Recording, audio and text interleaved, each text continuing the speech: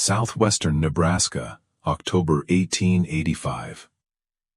The wheat was in, the house was finished, and Arvid Lund was covering it in black freight canvas, as if he meant to bury his family alive.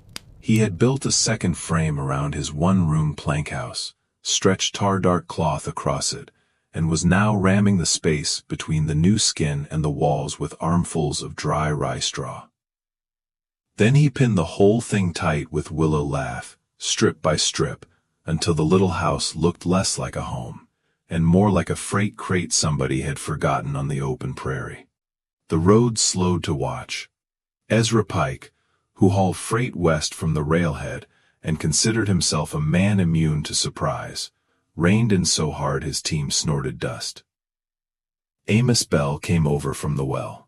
Rufus Dade wandered up from the smithy. They stood with their thumbs in their belts, staring at the finished house Arvid had somehow decided was not finished at all. "Lund," Pike called, "what are you making there?"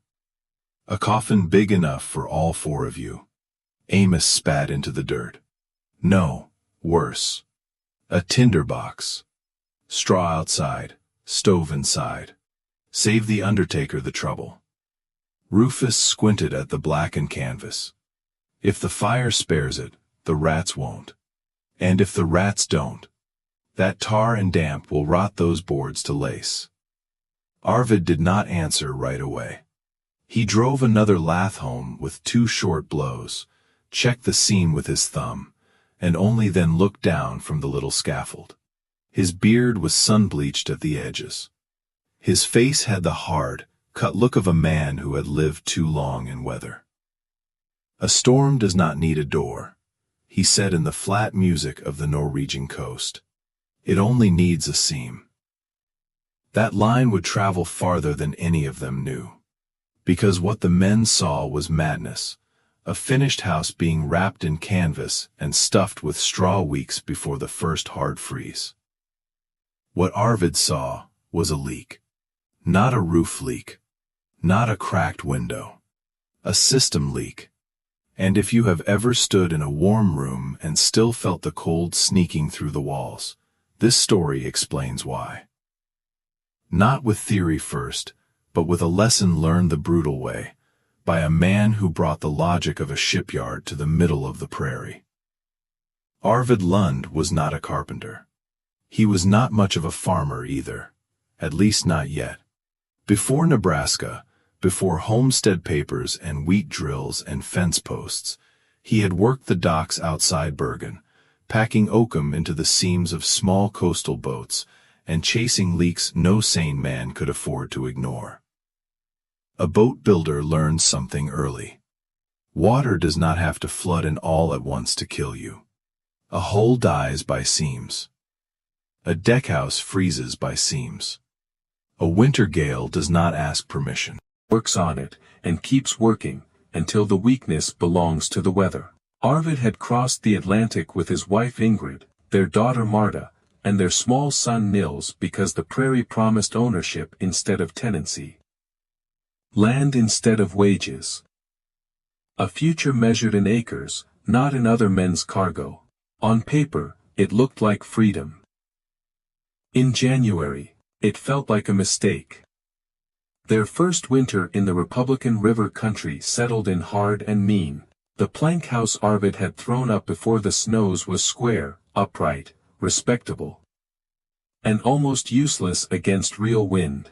The boards were sound enough. The trouble was every meeting point between them.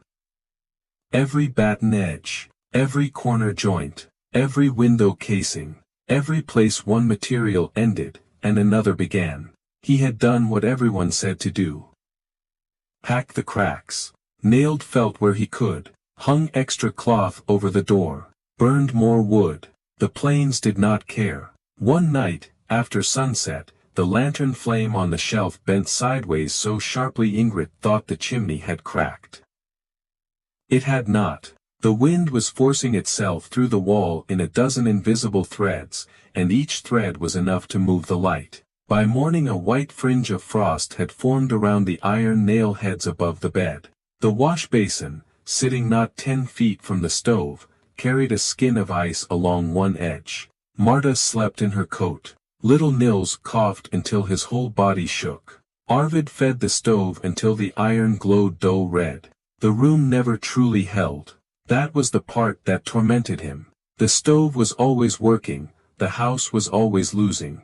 Other settlers understood the misery, but they misnamed the enemy. They said the winter was colder than usual. They said the wood was green. They said a small house just needed a bigger fire.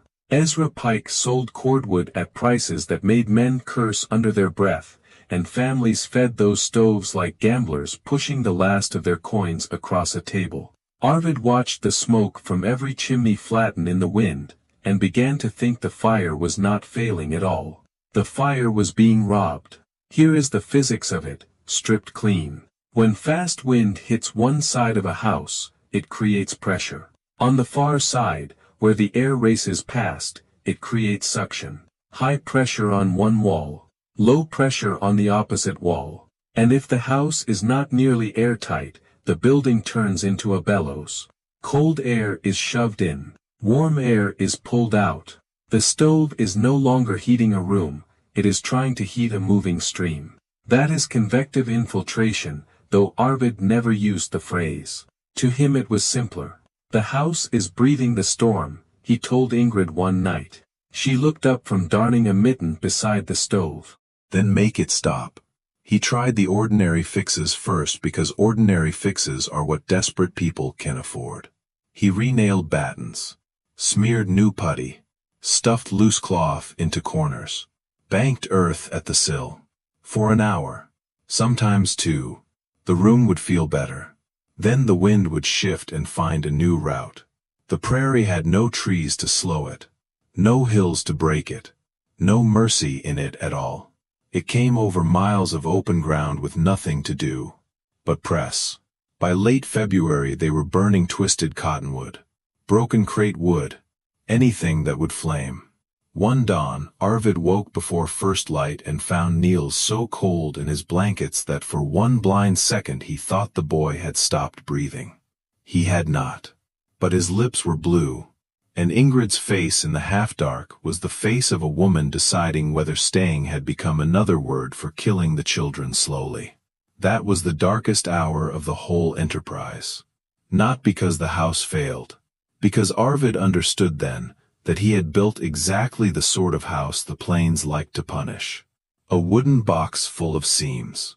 When the thaw came, the neighbors talked about seed, fence repair, and better wood supplies for next winter. Arvid walked the creek bottoms and looked for willow. He watched freight wagons unload heavy black canvas. He ran straw between his fingers and thought about dead air, packed fiber, and pressure skins. In the evenings, he made little drawings on scrap paper the way another man might pray.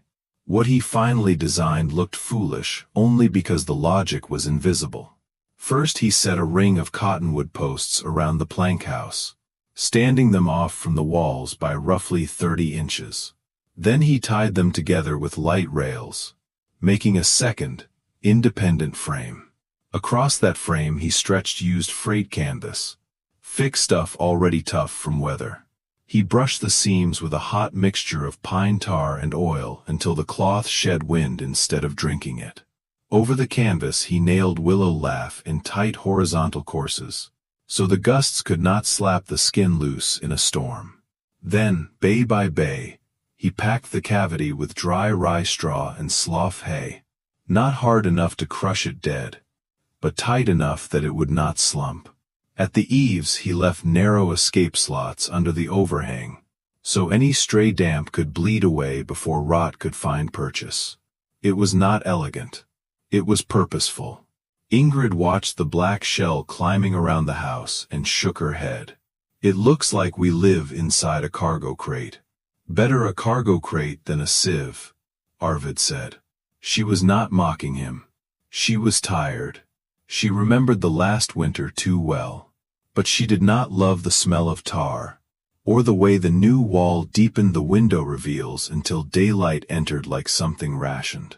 The men in the road were less restrained. Pike stopped every few days with a new prediction. Then, Rats will nest in it. Then, you've made a wet blanket around dry boards. By spring you'll peel that thing back and find your house chewed soft as old cheese. Arvid almost never argued.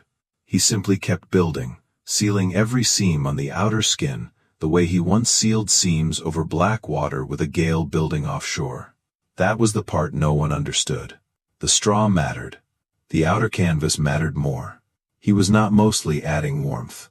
He was moving the pressure battle away from the house itself. By the time the shell reached the roofline, the little plank home had become a dark, blunt-sided shape with deep-set windows and thick walls that looked wrong for Nebraska. Not picturesque, not welcoming, just stubborn. The kind of structure that suggested weather might have to solve its own problem somewhere else. That was the partial revelation. The build now had a theory behind it. But a theory on the plains means almost nothing until a storm puts its hands on it. And storm pressure can be described without romance. A 45-mile-per-hour winter wind presses on a wall with enough force that across the full face of a small house, the load adds up to hundreds of pounds trying to find a path inward. If the wall is leaky, it will find one. Not through one grand hole, but through scores of tiny failures that behave like a single open crack. The effect is the same. The room is put under attack by moving air. Arvid's jacket changed the geometry of that attack. Now the wind struck the outer canvas skin first. The pressure was spent there, on a sealed surface built specifically to take it. Inside the jacket, in the packed straw and the still air threaded through it, the violence dropped away. By the time any force reached the original plank wall, the difference between inside and outside had been cut down to something the house could manage.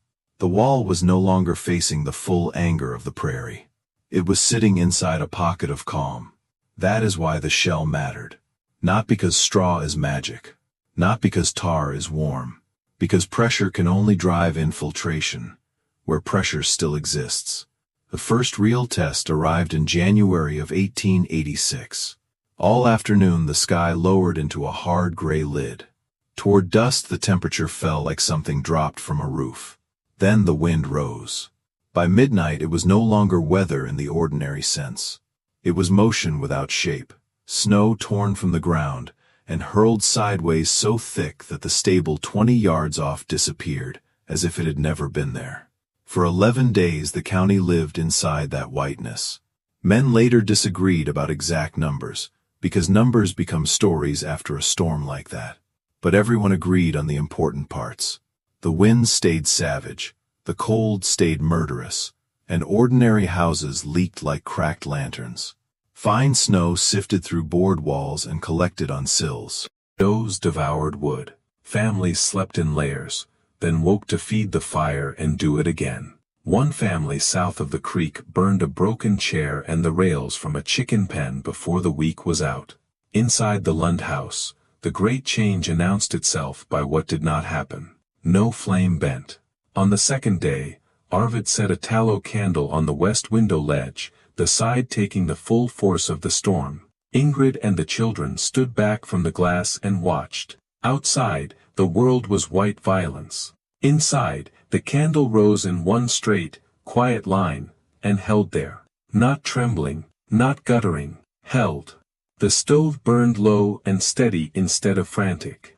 The boards inside the jacket stayed dry to the touch. There were no little icy fingers creeping from the corners, no hiss of air at the sill. No snow dust threading through invisible gaps. Marta sat on the floor in wool stockings, reading from the family Bible, while Niels pushed carved wooden animals across a rag rug no one would have risked spreading the winter before. The house was not tropical. It was something more astonishing on the prairie. It was stable. Outside, Ezra Pike was losing his mind by inches. Freight had stopped, roads were gone. His best mare had strained the foreleg in the livery shed, and the building, for all its boards and roof and curses, might as well have been made of screens. Snow blew through the cracks. The animals trembled without pause. Heat would not stay put. On the seventh day, with the mare standing miserable and glassy-eyed, Pike remembered Arvid's monstrous little house. He wrapped his scarf over his face, fought the lead rogue through the white roar, and dragged the animal toward the Lundy place, thinking only one thing: the lee side of that black shell might block a little wind. And a little wind blocked was better than none. The change hit him so fast it made him stop. One step he was inside the blizzard. The next he was beside the east wall of Arvid's jacket, and the air had gone uncannily still. Not warm, exactly, but still. The kind of stillness that lets heat belong to whatever made it. He tied the mare in that pocket and stood there a moment, blinking. The hay he dropped did not blow away. The horse lowered its head and began to eat. Snow no longer drove into Pike's eyes like sand. He reached out and touched the outer lath, then the canvas beneath. It was cold, of course. But not the iron, killing cold of exposed boards whipped all day by open wind. It felt buffered, deadened, like the weather had hit something built to absorb the insult. Then he looked up. The chimney smoke was climbing nearly straight for several feet before the gale caught it. Pike understood in pieces, then all at once. The trick was not that Arvid had made the house outrageously thick. The trick was that he had built a shell that stole the wind's leverage. The storm no longer had its hands on the room where the family lived. He did not knock. Nothing to say yet that would not sound like surrender. He just checked the mare again, saw that she had stopped shivering, and stumbled back into the white dark with a thought he would have laughed at in October. The Norwegian was not crazy. He was right. When the sky finally broke and the world emerged scraped raw and glittering, the settlement counted its losses in wood, livestock weight, and pride. Men looked older. Women looked worn through. Everybody had a story about cold finding them, where walls were supposed to stand. Then they looked at the Lund place. Arvid was outside clearing the drift from his door when Pike came up the path. He took off one mitten, not because it was warm, but because the moment demanded bare honesty. "I called it a coffin," he said. Arvid kept shoveling. "I called it a fire trap, a rat box, a fool's house." Pike swallowed and looked at the black shell, the deep windows, the ordinary smoke from the flue. "What you built was not a ficker wall." Now Arvid looked at him. Pike gave a short, unbelieving laugh. "You built the weather a place to stop." Arvid rested both hands on the shovel handle. "No," he said gently. "I built my house a place the weather could not enter." By the next autumn, there were jackets going up all across that part of the valley. Not all of them black canvas. Some used heavier paper under lath. Some packed chaff instead of straw. Some added outer boarding where men had the cash for it. But the principle spread faster than the exact recipe, because the principle had survived proof. Move the pressure away from the living wall. Kill the draft before it starts. Let the stove heat a room instead of a river of air. Fuel use dropped so sharply in some homes that families spoke of it the way poor people always speak of relief. In disbelief first, then gratitude. Children stopped sleeping in coats. Windows stopped wearing ice on the inside edge. Winter did not become gentle. It became survivable on better terms. A century later, builders would use cleaner words for what Arvid Lund discovered the hard way. Air barrier, double skin envelope, pressure moderation, control layer. Modern materials would do with membranes, tapes, and engineered panels what he did with freight canvas, willow, straw, tar, and dockyard instinct. But the intelligence underneath it is exactly the same. Most people looked at the prairie winter and saw only temperature. Arvid saw force. They tried to be force by feeding the stove harder. He made force irrelevant. That is why this story matters. Because the deepest solutions are often born the moment somebody stops asking, "How do I fight the symptom harder?" and starts asking, "What is the hidden engine moving all of this?" The Nebraska wind did not weaken. The cold did not become kind. The storm never agreed to mercy. Arvid Lund simply denied it a seam. And once you understand that, the whole miracle stops looking like magic. and starts looking like the rarest thing on any frontier. A person who saw the real problem before the rest of the world had even named it.